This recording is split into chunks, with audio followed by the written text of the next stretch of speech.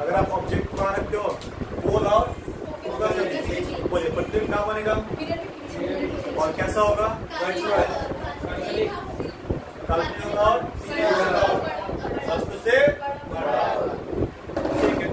और हम last time क्या पढ़े थे भाई बताओ तो? आर का मान कितना होता है? 2 एफ का मतलब और ये ठीक वो समझ में आ गया। एक ही बात है ना, इसको डिवाइड कर R/2 होगा। एक ही बात है ना, ये दोनों सेम ही है दोनों, ठीक है। ये लिख सकते। अब हम लोग लास्ट टाइम क्या पढ़ रहे थे कि डेंसर मीडियम क्या होता है ना? डेंसर क्या है, रेयर मीडियम क्या है, ठीक है। देखिए हम लिखेंगे यहाँ पर मीडियम, क्या लिखेंगे? मतलब उसको क्या बोलते हैं जी? माध्यम कर देना। कितने तरह का होता है माध्यम? माध्यम 2 तरह का होता है। कौन कौन सा? सघन और विरल। अगर भी इसको ऐसे लिखे क्या कर देंगे? विरल माध्यम। और ये सघन माध्यम। विरल को ये इसमें क्या बोलते हैं? Rare medium. क्या बोलते हो? Rare medium. और ये क्या है? इसको डिफाइन कर देखिए, आराम से लिखिएगा, हम लिखवा दें। डिफाइन कैसे करें? अगर इस माध्यम में चाहे किसी भी माध्यम, एक माध्यम में प्रकाश का वेग और किसी दूसरे माध्यम में प्रकाश के वेग का ज्यादा है, हम क्या बोलेंगे? वह माध्यम विरल माध्यम है। मान लीजिए ठीक है, जैसे आप ये अज्यूम करिए, ठीक है, यहाँ पर क्या है? हवा है। क्या है? हवा है। इधर मान लेते हैं पानी, ठीक है। तो जैसे ही आप हवा से पानी में घुसिएगा तो हवा में प्रकाश का वेग कितना होता है? 8 मीटर। जैसे आप पानी में घुसे उसका डे हो गया 8 मीटर। भाई यहाँ पर प्रकाश का वेग कम हो रहा है। क्या हो रहा है? कम हो रहा है। और वेग का प्रकाश का वेग ज्यादा कहाँ पर है? इस माध्यम में। इसका मतलब हवा पानी के तुलना में विरल माध्यम है। क्या बोलेगा? कहते ना, आपको तुलना बोलना पड़ेगा। तुलना हो यहाँ पर, कोई परफेक्ट तो है नहीं। दिखाते हम क्या बोलेंगे? जो हवा है ना, जो हवा है, हवा पानी के तुलना में, पानी के तुलना में विरल माध्यम है, विरल है। समझे? और यही आप कांच उसमें ऐड कर दीजिए। क्या ऐड कर दीजिए? कांच। मान लीजिए बीच में कांच आ गया, यहाँ हमने ग्लास, कांच बोलते हैं ना, ग्लास है। तो इसमें जो प्रकाश का वेग होता है वो होता है 2 × 10⁸ मीटर/सेकेंड। अब बताओ, अब हम जब बात करेंगे कांच का और हवा का, तो हवा का स्पीड अभी भी ज्यादा है, तो हवा हमको विरल माध्यम क्या करेगा? लेकिन जैसे ही बात आएगी कांच और पानी का तो कहानी बदल गया। अब हाँ, अब देखिए पानी में प्रकाश का वेग ज्यादा है 2.5 मीटर/सेकेंड और यहाँ पर 2 है, यही ना जी? तो बड़ा हुआ ये। तो इस पर जो पानी है वो कांच के तुलना में विरल माध्यम है। अब इससे पहले आप क्या बोले थे? पानी सघन माध्यम है। अब इस बच्चे जो है बात, अब क्या बोलेंगे? जो पानी है ना, क्या जी? पानी कांच की तुलना में, कांच के तुलना में विरल माध्यम है। विरल है। तो आपके मन में बात बैठ गया कि सघन क्या है, विरल क्या है? विरल मतलब जहां पर स्पीड ऑफ लाइट ज्यादा है in compare to other medium. ठीक इसका उल्टा बोलेंगे, सघन माध्यम में क्या होता होगा? सघन मतलब डेंसर, जहां पर हवा का मान, जो हवा का जो वेग है वो कम हो जाता होगा। हवा का वेग कम होगा जब हवा चल नहीं पाएगा, और हवा चल नहीं पाने का मतलब ये होता है उसको मतलब मीडियम बढ़ा दिया।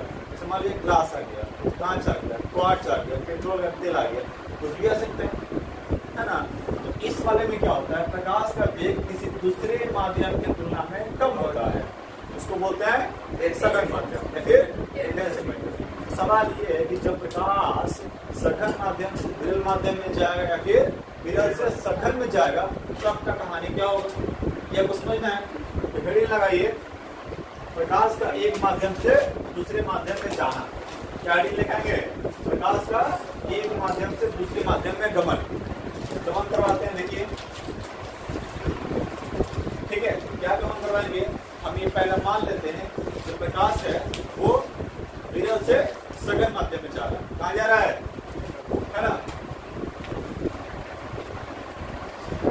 विरल से सघन में जा रहा है। कहाँ जा रहे हैं हम, विरल से सघन जा रहे हैं। जब हम विरल सघन जाएंगे तो कुछ नियम फॉलो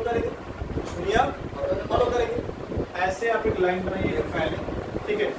ये PQ इसको लिखिए, PQ क्या है, PQ दो मीडियम को अलग करने का माध्यम है। PQ क्या है, दो मीडियम को अलग करने का माध्यम। और ये हो गया हमारा, जोर से बोलिए, नॉर्मल महाराज की जय। ये क्या है, लंब है ना भाई। इधर मान लेते हैं मेरा हवा है, मतलब एयर मीडियम है, ठीक है। इधर वाटर मीडियम है, इधर वाटर लिख लो, क्या लिखोगे, अगर ये वाटर है तो हवा क्या है आपका, रेयर मीडियम है, विरल माध्यम है। तो ये हवा मेरा विरल माध्यम हो गया, विरल माध्यम। और ये जो आपका वाटर है वो आपका सघन माध्यम है। अब यहाँ से कहानी में बदलाव आएगा। जब प्रकाश की किरण किसी सोर्स से आएगी, कहाँ टकराएगी, वो टकराएगी एक ऐसे माध्यम पे जो हवा को, मतलब जो विरल को सघन को अलग कर रहा है। तो मान लीजिए, देखिए ये प्रकाश की किरण यहाँ आई, यहाँ मान लीजिए नाम देते हैं ए, और ये हो गया आपका ओ। ए वो क्या है, ए वो प्रकाश का आपतित किरण। इंसिडेंट रे जब इंसिडेंट रे आएगी, टकराएगी, अब सीधा नहीं आ सकती हो। देखो अगर यहाँ पर हवा होता, रे ऑफ लाइट ऐसे पास कर, एकदम स्ट्रेट पास करता है, लेकिन अब ऐसा नहीं होगा। इधर में जैसे ही प्रकाश की किरण एक माध्यम दूसरे माध्यम में जाएगी ना, उसके वेग में चेंजेस आएगा। और एक बात बताओ, प्रकाश का सबसे ज्यादा वेग कहाँ होता है, हवा में होता है। तो जैसे ही वो और किसी माध्यम में जाएगी, उसका स्पीड कम ही तो होगा। जब चीज कुछ कम होता है ना, तो हमेशा भागता है अपने केंद्र की तरफ। केंद्र मतलब यहाँ पर नॉर्मल है, क्या नॉर्मल है। जब भी कोई चीज का स्पीड कम होगा, वो कहाँ जाएगा, टुवर्ड्स सेंटर। फिर केंद्र बोलेंगे उधर मुड़ेगा। यहाँ पर तो केंद्र मेरे लिए क्या है, नॉर्मल केंद्र है। जो प्रकाश की किरण है वो मुड़ जाएगी टुवर्ड्स नॉर्मल। कभी ऐसे नहीं, ये इधर आ जाएगी, किधर आएगी, ये रहा इसका असली पाथ, जी। ये मुड़ गई है, किधर मुड़ गई है, नॉर्मल की तरफ, नॉर्मल के तरफ मुड़ गई है, समझे। जब मुड़ गई है तो लाइट अपने पाथ को छोड़ दिया है। जैसे लाइट अपने पाथ को छोड़ेगा, हानि होगा विचलन का कोण, है ना। ये लाइन, ये एंगल, इसको बोलते हैं हम लोग विचलन का कोण। विचलन का हिंदी इंग्लिश में करते हैं एंगल ऑफ डेविएशन। मतलब जो रे ऑफ लाइट है अपने पाथ से कितना मुड़ गई, हम इसे जा रहे थे, स्ट्रेट जा रहे हैं, तो कुछ बदलाव नहीं आया, हम थोड़ा सा भटक जैसे हो गए, इंक्लाइन हो गए। तो हम मान लो कि चाहे आप ऐसे, आप ऐसे हो गए, तो हल्का सा एंगल चेंज हुआ ना भाई, कितना डिग्री चेंज हुआ, इसी को बोलते हैं एंगल ऑफ डेविएशन। आप कितना डेविएट हो गए, अपने पाथ से कितना भटक गए। रे ऑफ लाइट भटक जाता है, इंसान भटक जाता है, लाइटें, ठीक है, ये होता है जी। अब सुनिए, तो ये जो रे, अच्छा काम करिए, यहाँ पे लिखिए। तो जब प्रकाश की किरण विरल से सघन माध्यम में जाती है, लिखिए, जब प्रकाश की किरण विरल से, है ना, जब प्रकाश के किरण विरल से, कहां से जे, विरल से सघन माध्यम में जाती है, सघन माध्यम में जाती है, लंब की तरफ मुड़ जाती है, लंब के तरफ मुड़ जाती है। अच्छा, कब मुड़ती है, प्रकाश के अपवर्तन के बाद। प्रकाश के अपवर्तन के बाद जो आपतित, जो परावर्तित किरण थी वो किधर मुड़ जाती है, लंब की तरफ। तो ध्यान रखिएगा कि जब एक प्रकाश की किरण विरल माध्यम से, कहा था जी, विरल माध्यम से सघन माध्यम में जाती है, तो किधर मुड़ती है, लंब की तरफ मुड़ जाती है। तो गया। अच्छा देखिए, जब रे उधर से आ रही थी तो कुछ एंगल बनाया होगा ना अपने पथ पर। ये एंगल को क्या कहते हैं, आई कहते हैं। आई क्या, एंगल ऑफ इंसिडेंस है। तो जो एंगल आई है ना, जो आपतन कोण है ना वो कितना है, आई है। हम क्या जानते हैं, आपतन जो कोण होता है वो परावर्तन कोण के बराबर होता है। आई का द्वार लिखते हो ना भाई, हम यहाँ पे कुछ कर सकते हैं तो खुद लगाते हैं। तो ये जो एक्चुअल में परावर्तित कोण है, फिर जो अपवर्तन का जो कोण होगा, एंगल ऑफ रिफ्लेक्शन होगा, तो कौन सा वाला होगा, ये होगा, ये वाला होगा, ये वाला एंगल होगा, ये वाला नहीं, ये वाला होगा। तो हम इसको आर कहेंगे, ठीक है। ये भी एंगल यहाँ से अंदर, ये एंगल आर है। तो ये आप बताओ ये क्या है, ये कुछ और है। इसको कहते हैं एंगल ऑफ डेविएशन डेल्टा। क्या कहते हैं, डेल्टा है। डेल्टा एक छोटा सा एंगल होता है, जब अपने पास से मुड़ जाते थे, जब मान लो आपसे जा रहे हो, आप अपने पास से पटक गए तो कितना डिग्री होगा, 10 डिग्री 5 डिग्री मुड़ गए, तो छोटा चीज को डेल्टा से दर्शाते हैं, ठीक है जी। तो बस डेल्टा मान लिए। अब बताओ अगर रे ऑफ लाइट एकदम ऐसे सीधा आता तो ये प्लस ये मिलके वाला नहीं होता, होता नहीं होता। अब देखो ये क्या था, ये लाइट का एक्चुअल पाथ था। अगर यहाँ पर वाटर होता, वाटर नहीं होता, तो ये क्या था, ये पूरा लाइट का असली पाथ ही ना है ये वाला। तो पूरा मिला क्या होता, पूरा मिला के आई होता है। इस बार उल्टा है, मतलब नहीं हो रहा। तो ये एंगल प्लस ये मिला के आई होगा। तो यहाँ कह सकते हैं, देखो है ना, ये एंगल आई होगा वो किसके बराबर होगा, वो होगा angle R plus angle delta. यहाँ से हम एंगल डेल्टा का मान निकाल सकते हैं। एंगल डेल्टा का मान लिखिए, एंगल डेल्टा जो होगा वो कितना होगा, angle I minus angle R होगा, एंगल आर, ठीक है। डेल्टा क्या है, विचलन का कोण, यहाँ पर लिखिए विचलन का कोण बराबर विचलन का कोण बराबर क्या लिखेंगे, ये आपका क्या है जी, ये आपका आपतन कोण है, एंगल ऑफ इंसिडेंस है, एंगल ऑफ इंसिडेंट माइनस जो क्या बोलते हैं, angle of refraction, not election, refraction, angle of refraction. Hindi में क्या कहेंगे, इसको कहेंगे आपतन कोण माइनस अपवर्तन कोण। हिंदी में क्या कहते हैं रिफ्रैक्शन को, अपवर्तन कहते हैं ना। तो आपतन कोण माइनस अपवर्तन कोण क्या बोलते हैं, एंगल ऑफ डेविएशन कहते हैं। कब, जब प्रकाश की किरण कहां से आ रही हो, विरल से आ रही है, तब। ये किसके लिए, ये विरल से सघन के लिए है, विरल टू सघन। तब लगाएंगे फॉर्मूला क्या लगाएंगे, तब लगाएंगे डेल्टा बराबर आई माइनस आर, डेल्टा बराबर आई माइनस आर लगाएंगे। अच्छा तो मैं बता दूं, अगर यहाँ पर आई का मान 60 डिग्री है, ठीक, कितना डिग्री है, और यहाँ पर आर का मान दिखा था 50 डिग्री, तो रे ऑफ लाइट अपने पास से कितना मुड़ गया, कैसे मुड़ गया भाई, तो कोई बोल देगा तुम चले थे 60 डिग्री पर, अब तुम चलेगा 50 डिग्री पर, तो तुम अपने पास से कितना भटक गया, 10 डिग्री। तो बच्चों बोल देगा, तुम क्या नहीं बोलते, तुम 10 पड़ता है, नहीं बोल देगा जी, चलो समझ में। तो कैसे निकालेंगे, बड़ा माइनस छोटा, सीधा बात, बड़ा माइनस छोटा, बुझा गया।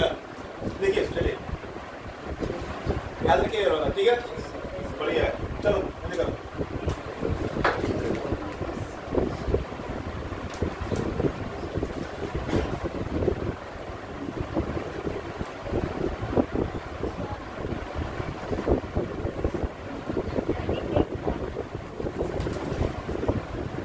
भाई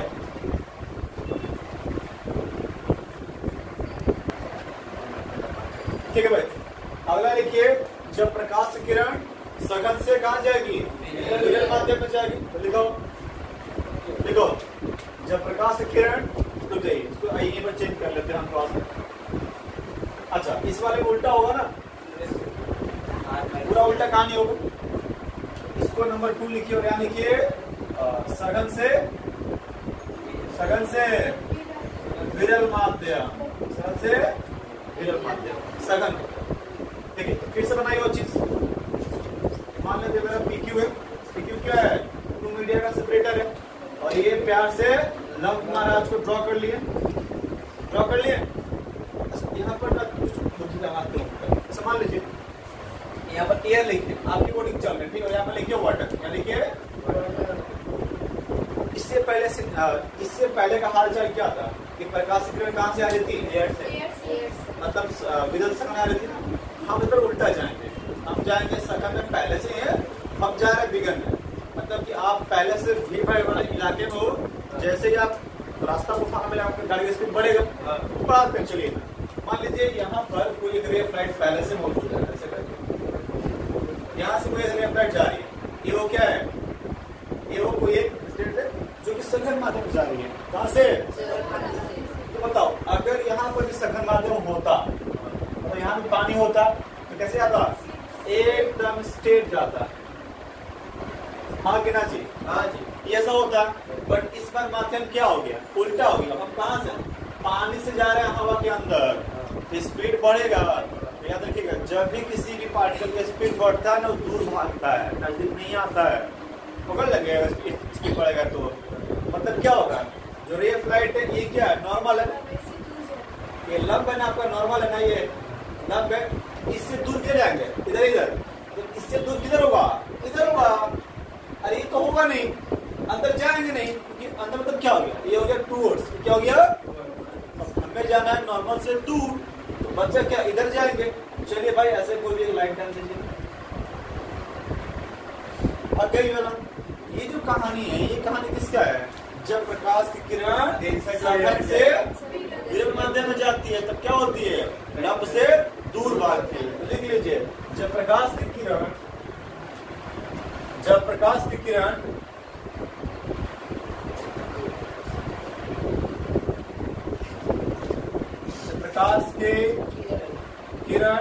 सघन माध्यम से विरल में जाती है, शॉर्ट में लिख रहे, ठीक है? जाती है तो अपवर्तन के बाद क्या होता है? लंब से दूर भागती है। लंब से दूर भागती है भैया, पास ना है, दूर भागती है। आया समझ में कुछ? दूर भागती है। अब बताओ, इसको क्या बोलेंगे? इसको बोलेंगे एंगल ऑफ, ये पूरा है ना, तो ये तो आपका क्या था? एंगल ऑफ इंसिडेंस आई था, और ये पूरा क्या होगा? एंगल ऑफ रिफ्रैक्शन होगा। एंगल ऑफ, पूरा का मान आर होगा भैया, पूरा का मान आर होगा। लेकिन एक्चुअल में ये तो अपने पाथ से इतना ही गए, ये तो एक्स्ट्रा पाथ है इतना ना, ये तो इसके एक्स्ट्रा पाथ है, क्योंकि डेल्टा कहेंगे इसको। हाँ ना बुझाए जी? अरे इसको जाना था स्ट्रेट, मुड़ गया कहीं और दिशा में, कितना मुड़ गया? इतना मुड़ गया। इसका मान हमको निकालना पड़ेगा। इसका मान कैसे निकालेंगे? पूरा में से इसको कम कर देंगे ना, हो जाएगा। तो कर दो ना, आप क्या बोल रहे हो? बुझा जी? अरे पूरा का मान तो आर है, और ये लाइट अपने पाथ से कितना बढ़ती है? इसको जाना था स्ट्रेट, गई है इधर, इतना ही तो बढ़ी है। इसका मान कितना है? डेल्टा। डेल्टा मतलब एंगल ऑफ डेविएशन, विचलन का कोण। अगले बैच में एक लड़की थी, बोलती थी बचलन का कोण, ज्योति नाम का, मतलब बहुत पागल लड़की थी। बचलन, पागल लड़की, ठीक है? तो डेल्टा माइनस आर करेगा ना, डेल्टा माइनस एंगल आर करेगा, और ये किसके बराबर है? आई के बराबर है, तो लिखते भाई आई। अब यहाँ से डेल्टा का मान कितना होगा? आई प्लस गलती हो गया, गलती हो गया, ठीक है?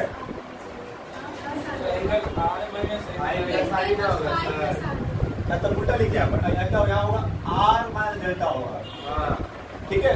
अरे आर बड़ा था नहीं बोला, ये पूरा आर प्लस डेल्टा। चल डेल्टा का मान बोल कितना होगा? एक काम करते हैं, यहाँ आर लिखते हैं, इसको भेजते इधर, प्लस हो जाएगा, इधर लेके आते हैं, आई हो गया, डेल्टा हो गया। इस पर डेल्टा का मान कितना आया? आर माइनस आर ही आया। हम तो उल्टा लिख दिए, तो समझे जी? देखो भाई, पूरे का मान कितना है? आर। ये कितना है? डेल्टा। तो इसका मान कितना होगा? R minus delta. R minus delta बराबर कितना? आई। सॉल्व कर लिया। ये बताओ, इस पर डेल्टा का मान क्या आया? आर माइनस आई। उस पर क्या आया था? आई माइनस। ये भाई सिंपल बात है, बड़ा फिर छोटा हटा दो, ठीक है? तो डेल्टा का मान कितना आया? Delta minus equal to R minus I. R minus I, समझे? ध्यान रखिएगा, ये आर क्या है? आर क्या है? एंगल ऑफ रिफ्रैक्शन, अपवर्तन का कोण। आई क्या है? अपवर्तन का कोण, आपतन, यही तो बोलेंगे। और ये डेल्टा है, और ये फॉर्मूला किसके लिए है? जब आप सघन से विरल में जा रहे हो। तो बोलो बोलो, ये किसके लिए है? जब सघन से विरल, सघन से विरल के लिए है, ये निकले बाबू काम आएगा। सघन से विरल के लिए क्या समझे? जब प्रकाश की किरण सघन माध्यम से विरल माध्यम में जाती है तो वो लंब से दूर जाती है, और डेल्टा का मान r माइनस आई होता है। छाप लीजिए।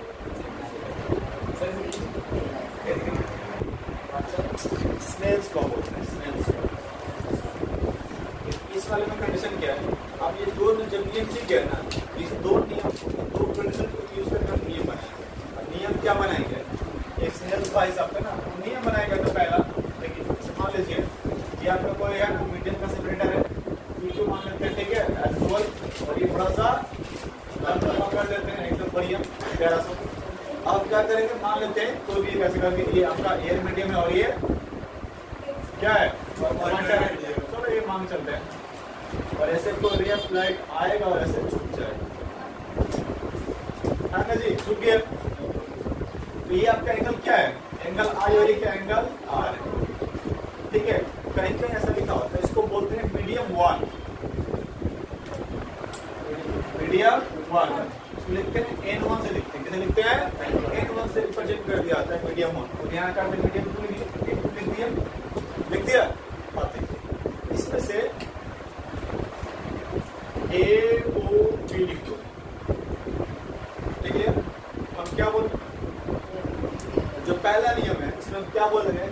आपतित किरण, अपवर्तित किरण और लंब किरण, ये पहले नियम सब जानता है, इसमें कोई झोल झाल नहीं है। जिससे आप पहले पढ़ के आते ना कि आपतन का कोण, सॉरी आपतित किरण, अपवर्तित किरण और लंब तीन एक तब में होते हैं, ये सब को जानता है, उसमें लिखने में कोई चिंता नहीं है। आपको जो नया सीखना है वो है स्नेल्स का नियम, ठीक है, घुमा नहीं बोल सकते, ठीक है, स्नेल्स बोलते हैं, ऐसा नाम होता है, स्नेल बोलते हैं, स्नेल्स का लॉ, स्नेल्स का लॉ। ये क्या होता है? इधर ना इसमें एक बात बोला गया है कि आप एंगल बनाइए, साइन आई बनाइए, आई और आर। आई आप पहले से गिवन है, ये लोग नया वर्ड क्या यूज करता है? तो स्नेल्स का लॉ ऐसा होता है, ratio of sine of I angle, ratio of sine of I angle by sine of R angle. ये हमेशा कैसा होता है? हमेशा कांस्टेंट होता है, और इसी कांस्टेंट को लोग न्यू लिखते हैं, म्यू, और इसी को कहीं कहीं लिखा है n2 बराबर n2 बाई n1। सब क्यों लिखता है? सिखाते हैं। साइन आई का मतलब क्या है, साइन आर का मतलब क्या है, आप सब समझते हैं। एक काम करिए, ऐसे ना आप एक परपेंडिकुलर ड्रॉ कर लीजिए, क्या कर लीजिए? ड्रॉ कर लीजिए, ठीक है, परपेंडिकुलर। और हम जब ड्रॉ किए हैं तो ये कितना डिग्री है जी? ये 90 डिग्री है। ये कितना जी? ये 90 डिग्री है, ठीक है। अभी आप ट्रिग्नोमेट्री नहीं पढ़े हैं, कोई बात नहीं, आपको अभी बात बोल रहे हैं। यहाँ लिखिए, साइन थीटा का मतलब होता है p/h। कितना होता है? p मतलब क्या है? परपेंडिकुलर, h मतलब हाइपोटेनस। इसको बोलते हैं लंब, लंब बटा में कर्ण, लंब बटा में कर्ण होता है। और ये मेरा एक त्रिभुज, इसमें ये 90 डिग्री है ना, तो 90 डिग्री को उल्टा लोग क्या करते हैं? कर्ण निकालते हैं। और ये एंगल थीटा, और ये एंगल क्या है? थीटा है। ये वाला क्या है? ये परपेंडिकुलर है, इसको हम लंब करते हैं, क्या करते हैं?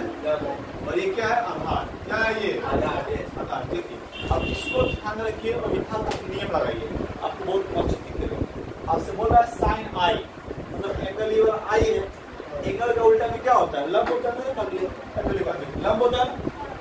इसका मतलब इसका लंबाई डिवाइड बटा में किसका लंबाई? कर्ण का लंबाई। कर्ण कौन सा? ये वाला कर्ण, ये वाला है। तो इसका मान लेते हैं, ये वाला है ना, ये वाला, इसका नाम देते हैं आर एस। क्या है? R S. देखिए, आर एस का लंबाई डिवाइड बाई आर ओ का लंबाई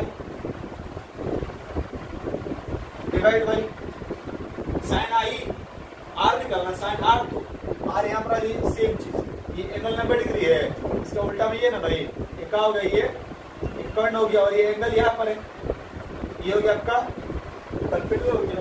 इसका लंबाई मान ले आपका ये टी और एस क्या है, टी एस आर एस तो लिख चुका है ना, मान लो ये आपका टी एक्स है, तो टी एक्स का लंबाई डिवाइड बाई आर एक्स का, वो एक्स का लंबाई ये हमेशा कांस्टेंट रहेगा। तो आपको इधर का कुछ लंबा चौड़ा क्वेश्चन सिखाए किसी का आई और आर का मतलब क्या है, आपको सिर्फ लर्न करना है कि एंगल आई और आर कुछ होता भी है, ठीक है।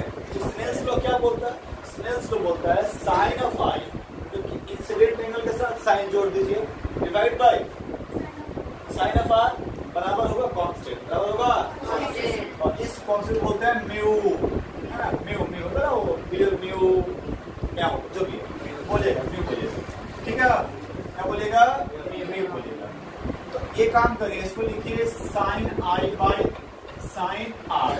अच्छा, हम ये मानते हैं कि जो बच्चे पढ़ते हैं उनको नहीं पता कि भैया कौन सा A1 होगा कौन सा A2 होगा, काम करिएगा ऐसा लाइन टानिएगा,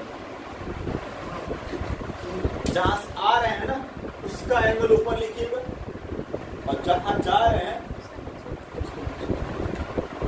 ठीक है, आप आ कहां से, जहां से आ रहे हैं ना उसका एंगल ऊपर लिखिएगा, और जहां से उसका एंगल नीचे लिखिएगा, और यहाँ पर उल्टा लिखिएगा, जहां जा रहे हैं ऊपर लिखिएगा, और जहां से आ रहे हैं नीचे लिखिएगा। अब जा कहाँ रहे हैं, अब जा रहे हैं इनटू माध्यम है ना, ऊपर में इनटू चिपका दीजिए, और आ कहां से रहे N1 से N1 चिपका दीजिए, और इसी को प्यार से म्यू कहते हैं, क्या कहते हैं म्यू, और कहीं कहीं लिखा होता है म्यू 2 1, ऐसा लिखा रहेगा, लिखा रहेगा म्यू 1 2।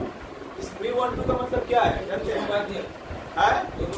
हाँ नहीं, म्यू का मतलब है reflective index of first medium with respect ऐसा लिखा होगा, यहाँ तो लिखा हुआ म्यू 2 1 लिखा हुआ है कि रिफ्लेक्टिव इंडेक्स ऑफ सेकंड माध्यम पहले के बारे में, पहले के सापेक्ष में, पहले के सापेक्ष में लिखा रहता है, ठीक है। तो बस इसको कहते हैं हम लोग स्नेल्स के लिए, क्या कहते हैं, और इसको क्या कहते हैं, जो म्यू लिखे ना म्यू, इस म्यू को कहते हैं रिफ्लेक्टिव इंडेक्स, क्या कहते हैं रिफ्लेक्टिव इंडेक्स कहते हैं, क्या कहते हैं इसको रिफ्लेक्टिव इंडेक्स। फिर आपके लिए आप ये लर्न करेंगे, इसका अलग से फॉर्मूला सिखाएंगे आपको, अलग कैसे पहले क्या लिखिएगा, sine I by sine of R is always constant, mu 2 by mu 1, ये हो गया आपका स्नेल्स का नियम। इसमें म्यू कांस्टेंट है, इसको क्या करते हैं हम लोग, निरपेक्ष अपवर्तनांक करते हैं हिंदी में, निरपेक्ष अपवर्तनांक, क्या बोलते हैं इसको,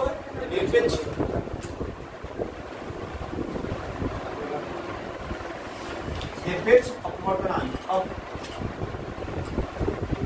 अपवर्तनांक क्या करते हैं, निरपेक्ष अपवर्तनांक करते हैं, और इसमें रिफ्लेक्टिव इंडेक्स करते हैं, रिफ्लेक्टिव इंडेक्स करते हैं। एकदम बहुत स्मूथ चीज है ये, इसमें आपको ज्यादा कुछ दिमाग नहीं लगाना है, सिर्फ इसको लर्न करेगा, ठीक है। एग्जाम में आएगा स्नेल्स का नियम, लिखिए, लिख दीजिएगा the ratio of sine of I, नहीं होगा ये जो नियम है, द रेशियो ऑफ, हिंदी में बोल रहा हूँ, इंग्लिश बोलते हैं, the ratio of sine of I to the sine of R is equal to constant, यही है स्नेल्स का नियम, हमेशा कांस्टेंट रहेगा। दिखाते हैं करके समझने क्या, देखिए बगल में वो फिगर बना देंगे, ज्यादा हाँ वो लाइट में फिगर गए तो मार्क्स मिलता है, ठीक है भाई, अच्छा अरे चलो निकलो बहुत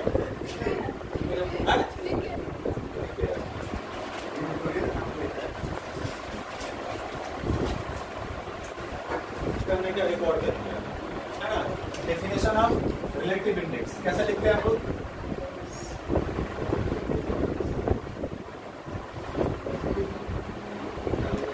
रिफ्लेक्टिव जो इंडेक्स है ना, इंडेक्स है, इसको क्या करते हैं हम लोग, म्यू कहते हैं, और इसको डिफाइन करने का बहुत ही सिंपल सा तरीका है। आप इसको ऐसा लाइन ऊपर में लिखिए velocity of light, velocity of कहां पर, इन एयर, मतलब कि हवा में प्रकाश का वेग, हवा में प्रकाश का वेग डिवाइड बाय क्या करेंगे, velocity of light in any medium, किसी भी माध्यम में, चाहे वो, जब हम लोग रिफ्रैक्टिव इंडेक्स को डिफाइन करते हैं तब क्या लिखते हैं? तब लिखते हैं velocity of light in air, मतलब कि प्रकाश का वेग एयर माध्यम में, चाहे वैक्यूम माध्यम में, डिवाइड बाय प्रकाश का वेग किसी और माध्यम में, जिस माध्यम में आप जा रहे हो, चाहे आपको जिस माध्यम का सापेक्ष निकालना है। अच्छा, मान लीजिए आपको पानी का निकालना है तो पानी डिवाइड कर दो, और आपको हवा निकालना है, हवा का निकाल दो, हवा तो होगा नहीं, चाहती हो हवा डिवाइड कर चुके हैं। कांच का, चाहे कोई और क्वार्ट्ज का निकाल सकते हैं, ठीक है। तो इसको और देखिए, इसको म्यू लिखेंगे, म्यू बराबर velocity of light in air को क्या लिखते हैं? सी लिखा जाएगा। क्या लिखा जाएगा? सी लिखा जाएगा, और इसको लिखा जाएगा वी एम। ये मतलब velocity of light in medium, चाहे मीडियम कुछ भी हो, चाहे वाटर हो, चाहे आपका कांच हो, कुछ भी हो सकता है। तो जैसे म्यू का मतलब सी बाय वी एम, सी मतलब velocity of light in air medium, Hindi में क्या बोलेंगे? प्रकाश का वेग हवा में, हवा में प्रकाश का वेग, वैक्यूम में प्रकाश का वेग, एक ही बात है। वी बराबर किसी भी अन्य माध्यम में, किसी भी अन्य माध्यम, ठीक है। तो मान लीजिए हम आपको सवाल दे रहे हैं, मान लेते हैं ना, कोई एक ऐसे ही रैंडम सवाल लिखिए। अगर किसी माध्यम का, क्या बोल रहे हैं हम? सुनिए, किसी माध्यम का म्यू का मान लिखा हुआ 1.33, बताना इस माध्यम प्रकाश का वेग कितना है। मान लीजिए सवाल दे दिया, दे दिया आपको कि किसी माध्यम में म्यू का मान कितना है? 1.33, तो बताना है कि इस माध्यम में प्रकाश का वेग कितना होगा, ठीक है। इस माध्यम में प्रकाश का वेग कितना है? प्रकाश का वेग कितना होगा? कैसे बनाएंगे जी? म्यू का मान दिया है ना, लिखिएगा। हमको पता है, क्या पता है कि म्यू बराबर 1.33, और म्यू का मतलब क्या होता है? म्यू का मतलब होता है सी बटा में भी, हो ना जी? अच्छा, सी का मान कितना होता है? सबको पता है, कितना होता है? 3 × 10⁸ मीटर पर सेकेंड, डिवाइड बाय हमको वीएम तो नहीं पता है, वही तो निकालना है। काम करिए, अब इसका मान निकालना है ना, इसे डिवाइड कर दीजिए, क्या कर दीजिए, क्या निकलेगा? वीएम बराबर क्या मिलेगा जी? 3 × 10⁸, कहाँ का लिख रहे हैं हम आज? डिवाइड बाय कितना? 1.33, बस जो जीरो है। आप एक काम करिए, इस 1.33 को डिवाइड कर लीजिए, कहाँ नहीं होगा मतलब आपका ये पावर को मत छेड़ कीजिएगा, काम बिगड़ जाएगा, ठीक है। तो लिखिएगा 3 डिवाइड 1.33, यही होगा जी। तो यहाँ पर क्या करेंगे? इसको और आप डिवाइड करना जाएंगे ना, एक काम करिए, इसमें से करिए 3 लिखिए 1.33, ये पॉइंट अब तो डिवाइड करिए तो अच्छे से दो बार में ज्यादा, दो बार ना कितना है? यहाँ पर 266 जाएगा। जब 4 होगा यहाँ पर 9 के लिए 3 होगा, कैसे हो गया ना? अच्छा, क्या करेंगे? डिवाइड हुआ नहीं, 0 कितना होता है? फिर से 2 बार भी आएगा भैया, 2 ही आएगा। क्या बोलेंगे? इसमें टी का मान कितना आएगा? ये होगा आपका 2.2 × 10⁵ मीटर। उसमें स्पीड कितना होता है? पहले स्पीड कितना था? 3.3 था ना, अब क्या स्पीड कम हो गया? तो वही तो होता है।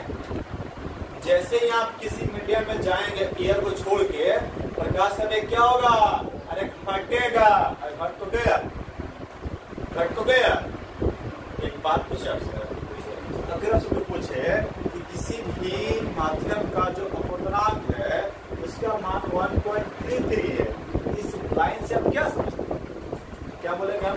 मान लो हम बोल रहे हैं, मान लो कोई एक लकड़ी है, चाहे कांच का टुकड़ा है, चाहे तो डायमंड है, क्या मतलब डायमंड का अपवर्तनांक जो होता है वो 2.42 होता है। कितना होता है?